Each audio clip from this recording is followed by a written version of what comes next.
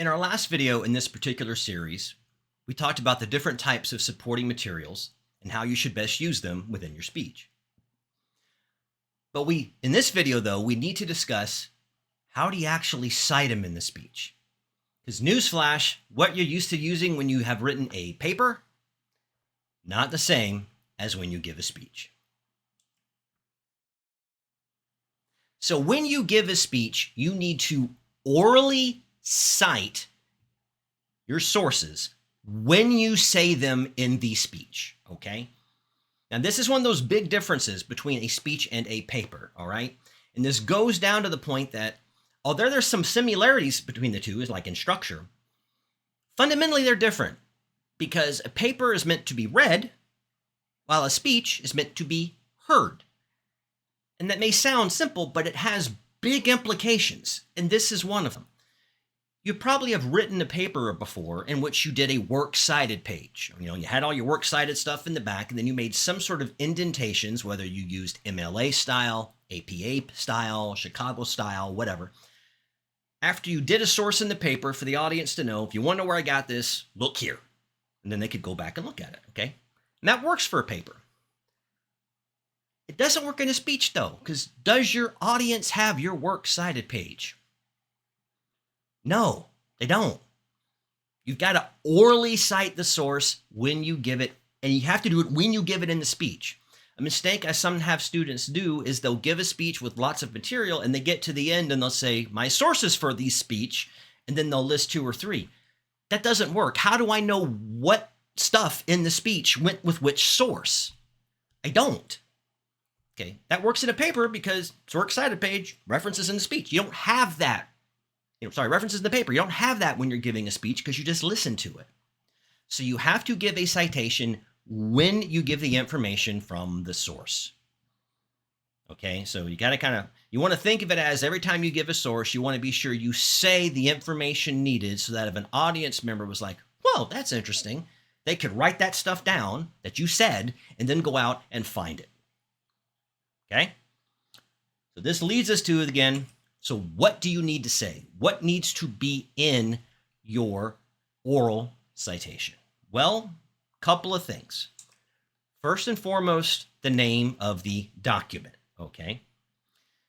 Now, I say document in quotes because it doesn't have to be a physical document. There's several different types of sources that you would want to orally cite that aren't all like physical documents like a book or a magazine. But you want to give the name of it. If it's a book, give the title of the book. If it was an article from a newspaper or magazine, give the name of the article.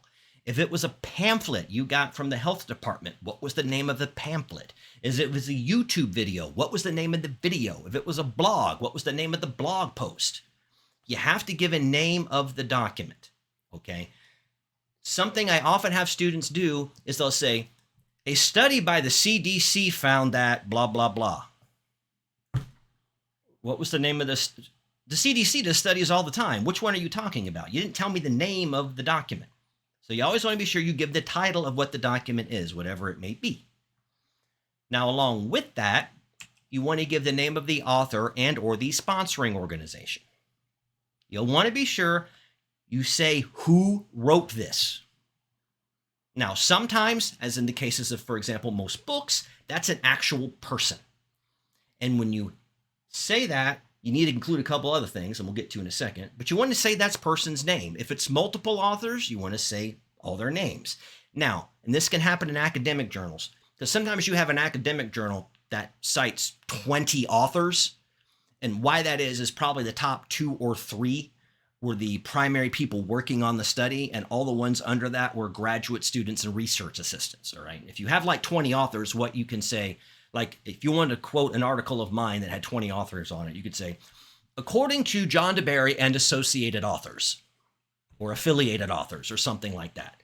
All right, something to indicate there's a whole bunch of other authors, but then you would give the first author listed. But if it's 2 or 3, even 4, make sure you cite them.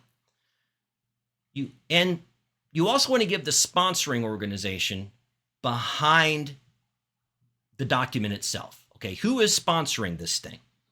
Was it this particular newspaper or magazine or this journal or whatever? And sometimes the sponsoring organization can be used in lieu of an actual author's name. All right. And here's an example, a situation where that might occur. You can pick up almost any newspaper, even look at one online, and you may see several articles written by staff writer. So who's the author? You can't say, according to staff writer, that's not going to work. The author in that case would be that sponsoring organization, New York Times, Washington Post, Time Magazine, whatever. You also often see this a lot with government documents, whether it's a government report or information from a government website. There's no author listed because it was written and put by just some government employee, And I don't say that negatively. I'm a government employee. Before I worked for this school, I used to work for the state of Wyoming. But you don't put your name on stuff. So again, you'd want to say, according to the Wyoming Department of Health, according to the Kentucky Department of Justice, because that's the sponsoring organization, if there's not an author, okay? And along with that, when necessary, you want to give the qualifications of the person. Now, this typically isn't necessary, for example, if that sponsoring organization is really well known, all right? Like if I was to say, according to the article, How to Tie Shoes, written by John Smith and published in the Washington Post, I wouldn't then need to say the Washington Post is one of the major newspapers in the United States. People know what the Washington Post is, all right? So I don't need to say that. But if that sponsoring organization is not well known, can be true of websites, because there could be very good websites out there, but people don't know what they are just by saying the web address, all right? Like, for example, within the field of communication, one of our major websites for publications and whatnot is called natcom.org. So if I said, according to natcom.org, you'd be like, huh? What's natcom? But if I said, according to natcom.org, the official website for the National Association of Communication, now you know what I mean by that, okay? That's the qualification. This can also be true of a singular author, particularly with things like books or web pages, blogs, really big with YouTube videos. Can't just say, according to the YouTube video, Grass Cutting by Grass Hockey Jr. Who's that? But you say, according to the website, according to the YouTube video, How to Cut Your Grass, from the channel Grass Jockey Jr., the official website of a business in Somerville, Kentucky, for a grass cutting service. Okay, now I know what you mean. Now I know why that channel or blog or whatever is good. So qualifications when necessary. And then lastly, and by far, this is the single biggest thing most students forget, is the date. Write this down somewhere. Every source citation you give must have a date. Now, there's several different types of dates you can use. If it has a publication date, go with that one. According to the article, Me, Myself, and I, written by John Smith and published in the Washington Post on June 1st, 2022. Cool. But sometimes you'll have sources that are good that don't have a publication date. Things like website information. Things like, blogs and some websites. These are a lot with online stuff. It doesn't have a publication date.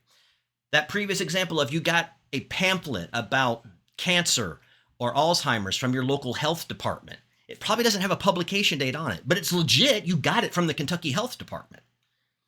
What date would you give? You happen to live or go to church or your parents work with somebody who's an expert in a field and you do a personal interview with them. Like maybe your parents know the fire chief of Cincinnati and you want to do an informative on how to do a home fire safety plan. Excellent source. So you interview them. What would your date be? Well, if it's an interview or something like that, it's the date you did the interview.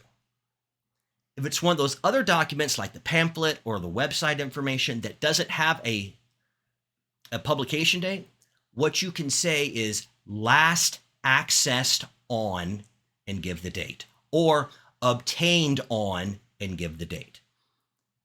So according to the pamphlet, Colon Cancer and You, published by the Kentucky Health Department and obtained on June 1st, 2022. Does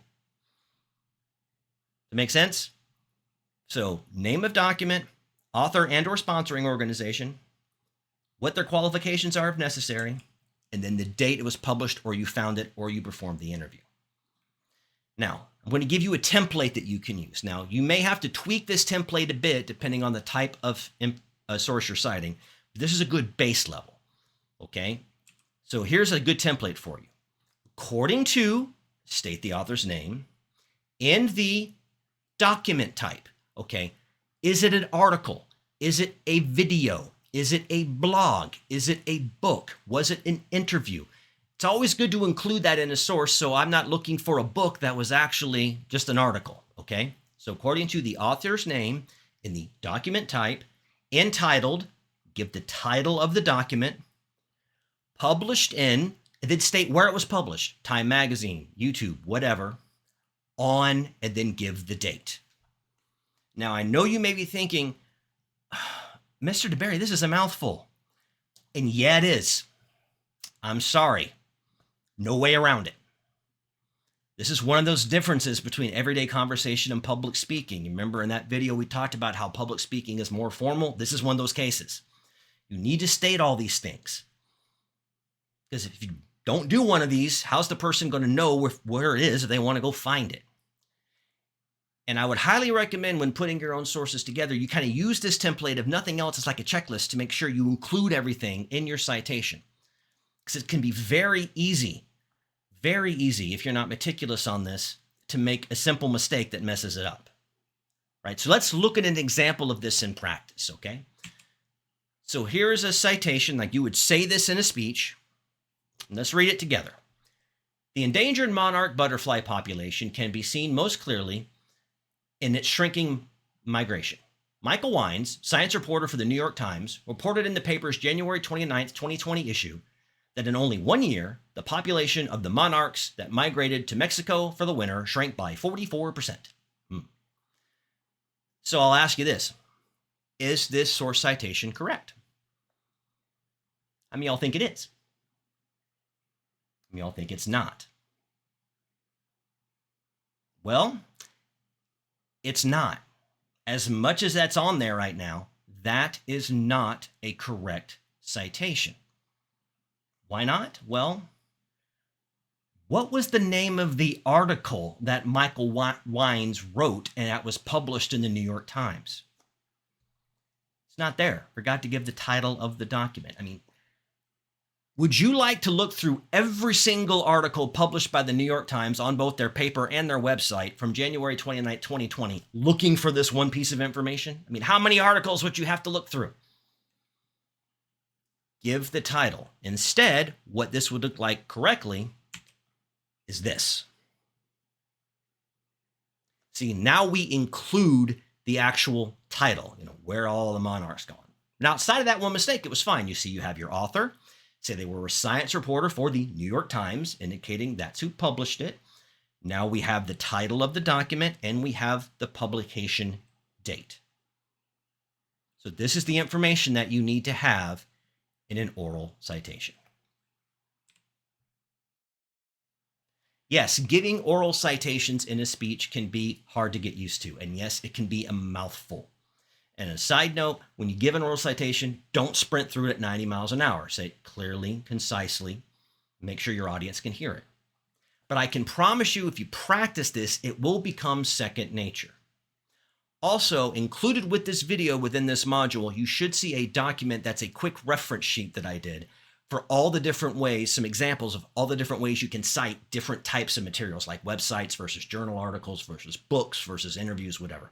And I would encourage you to reference that sheet for any sources you might want to use to make sure you're doing it correctly. And if you come up with one that doesn't help this video or didn't help you with, or that sheet doesn't help you with, ask your instructor, whether or not that's me or one of the other great instructors at Gateway. But as always, remember, make sure you orally cite your source in the speech when you give the information from it, not just all at the end. Make sure you cite it when you give it. And as always, I hope you found this information helpful, and I'll see you in our next video.